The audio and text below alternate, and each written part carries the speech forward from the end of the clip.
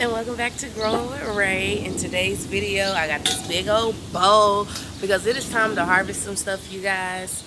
Now, I feel like that camera angle wasn't good, so I do apologize. But we are also going to be planting our sweet potatoes today, you guys. I'm going to put a timestamp up on the screen so that if you only want to see us doing the harvest, planting the sweet potatoes, you can go there. But otherwise, let's get to harvesting, and then let's go ahead and get these sweet potato slips in the ground.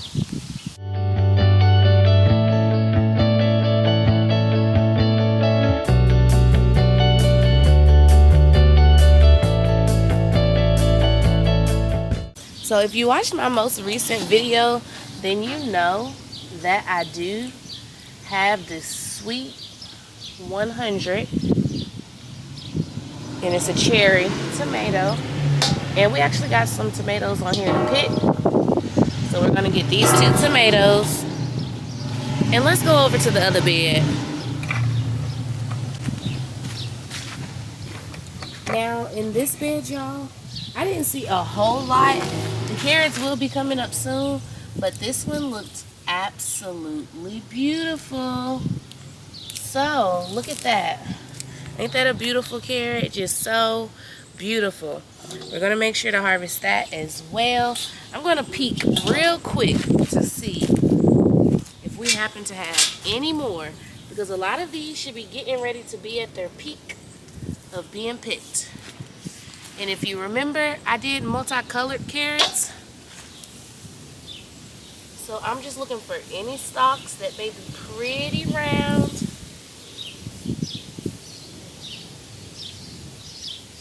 So that I can go ahead and get them harvested, you guys. Maybe in the next 2 weeks, we'll be harvesting the last of the carrots. But for now, I think they're gonna actually be staying put. I'm not seeing any more pretty big ones. So I'm gonna eat those 2 carrots as a quick snack once I rinse it off. I broke the carrot in the ground, but that was going to be a pretty one.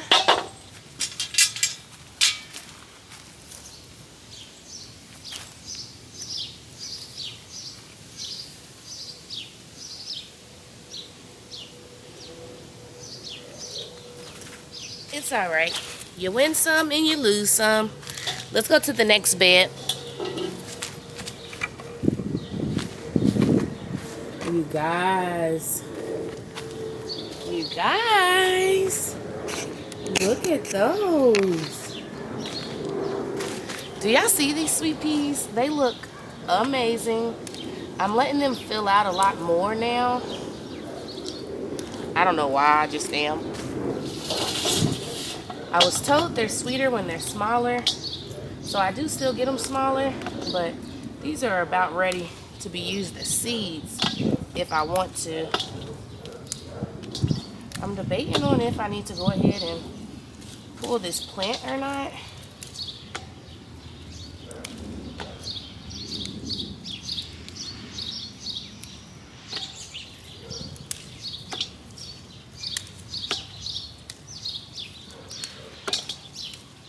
We're gonna see though, but you guys, I wonder if you can hear the ASMR of this falling into the bowl. These are very prolific. This is my first year actually growing sweet peas. Last year is when I actually tried for the first time to grow them, and I think I could have gotten successful harvest, but I pulled them because I thought it was just too hot. And it was, compared to this year with all the rain we've been getting. It's not as hot. And you see them? Don't they look so cool?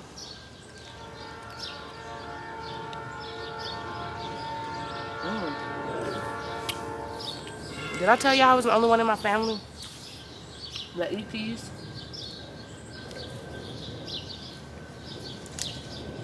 I want to see if I can can these. If not, I'm just going to freeze them because I like peas. Growing up, my mom literally only made them because I like them. That's why I don't mind them getting bigger.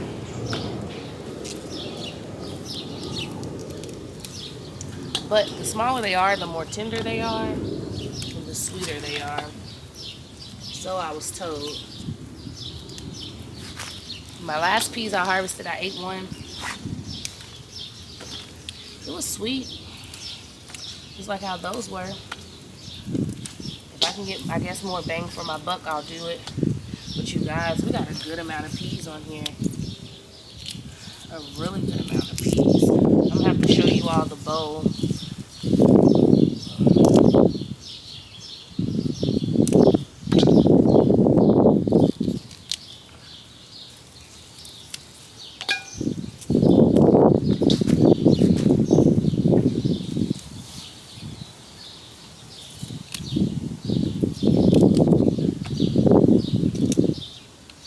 So once these start to die out, I will pull them. It's getting warm, so it'll be sooner rather than later that I'll be pulling them.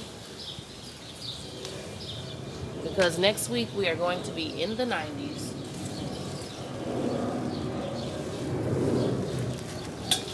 Look at all those peas, y'all. Look at all of those. That's a lot of peas, y'all. I'm excited. Let's go to the next bed.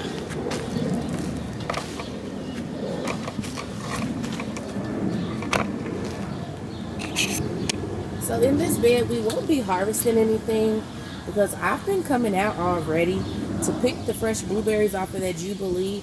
And, did you hear me? I put the blueberries over here. So I'm going to see if the cauliflower happens to do anything. It's supposed to be cauliflower. It's more straight up growing as if it would be, but I'm going to go ahead and put that net over it like I told you guys. And we're going to see if it ends up developing a head. If not, it may be greens. Remember, a lot of my brassicas got mixed up this year, so we'll see. For the calendula, I've already harvested that, so let's go to this other bed. Alright, y'all, this is the bed that I want to harvest. Now, these look like collards, if I do say so myself. And I'm just harvesting the whole plant because I want to empty this bed to put my other, so I can put my Roma tomatoes in here. So I'm harvesting them all the way back. And then I'll pull the plants and put them in my compost. Usually I cut them at the base and just leave it there. But I'm trying to fill up my compost bins, so I'm going to pull them this year. And in the fall, I'll let them stay in the ground so that the microbes and worms can have something to eat.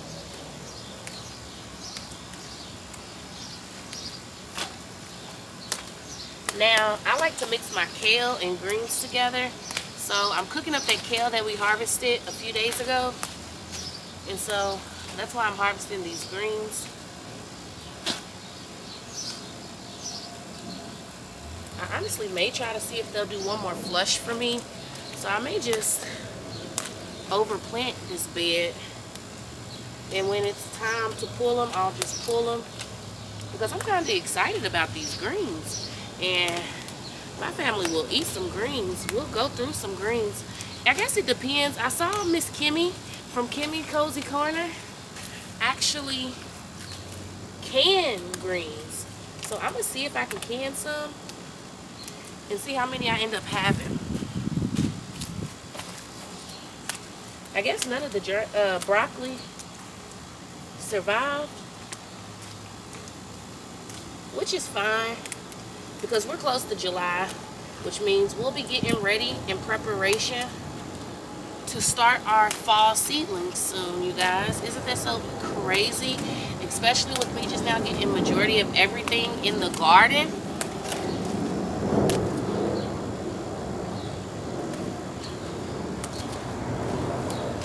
But I probably won't get everything in the garden until maybe September. I want to give them about 2 months to grow. And actually start letting things die back.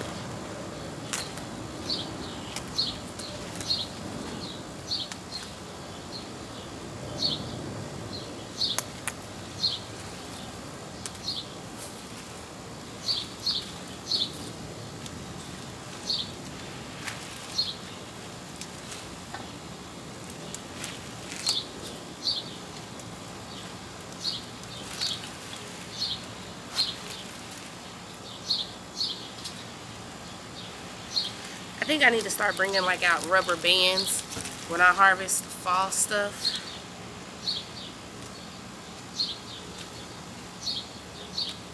Or any brassicas. I just think it's so cool to have such a huge bundle.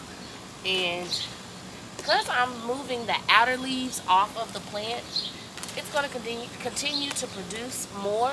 So maybe in a few weeks I'll actually pull them, because I've had a lot of success with growing greens throughout the whole summer.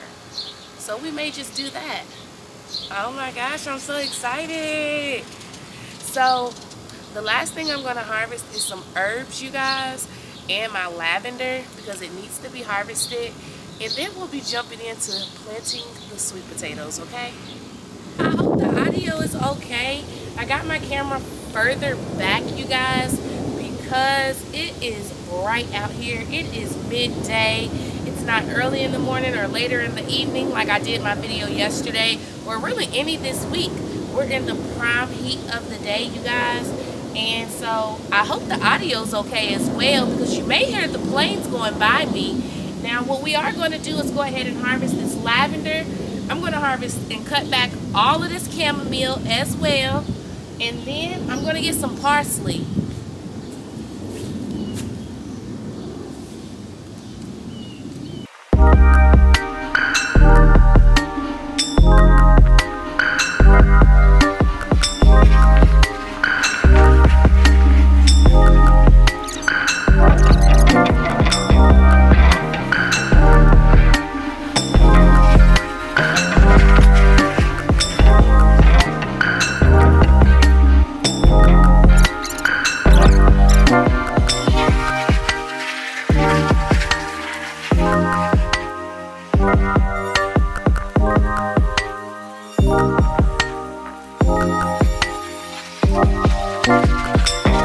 Y'all, I think this is the harvest we're gonna get for today. I am truly excited. Now let me go get the sweet potato slips and we're gonna have a chit chat real quick before we get them planted. All right, y'all, we are back. We are gonna sit down for a good little second. I have this container right here. Oh, it's hard to move with soil in it. I'll show y'all when we start putting the slips in the ground. But you guys, so sweet potato slips. First thing first, sweet potatoes grow slips on them. From those slips, they will grow sweet potatoes. They're not like potatoes. They are tubers and they do grow in the ground like potatoes. But you do need a slip to grow them. Now, there's two methods of how you can sit here and grow potato slips for the sweet potatoes.